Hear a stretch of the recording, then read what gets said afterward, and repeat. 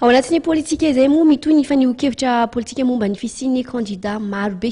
Nametraka ny taratasy filatsa-kofidiana amin'ny fifidianana filoham-pirenena. Anisan'ny nitondra ny fijeriny moa Victor everiny filohan'ny OFPAC-PH fa sarotra ho an'ny CES ny fandiniana ny antota taratasy ny kandidà tsirairay avy. Vola ravoavy eo amin'ny sariny tsiry rakotarson.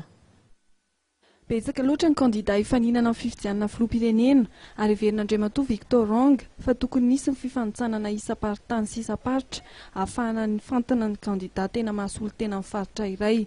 Nambaran'ity mpanao politika ity ihany koa fa sarotra ho an'ny fitsarana manokana misahana amin'ny fifidianana ny manao fifantenana ny kandidà afaka indray anjara amin'ny fifidianana filoham-pirenena raha ny zava-misy amin'izao fotoana izao. Manahy koa zany satria misy ho eliminena zany ireo indrindra fa le hoe tsy ampim-bolana nipetrahana teto. Zay zao dia tsoroko eto.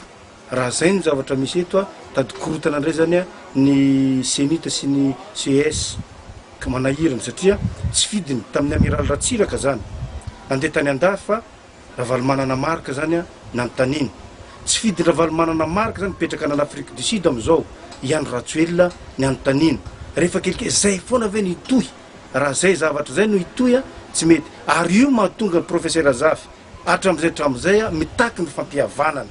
Ilaina io fampihavanana io ary tokony ho atao alohan'ny zavatra rehetra izay mahatonga io kandidà marobe ireo tsy hita tsony élection fokotany ve no atao eto sa élection tsy fantatra tsony. Araka izany dia everin'Andriamatoa Victor fa ilaina ny isian'ny fampihavanana melohan'ny irosoana amin'ny fifidianana mba ahafahana misoroka ny mety fanoherana sy fifandirana samihafa momba ny fifidianana filoham-pirenena.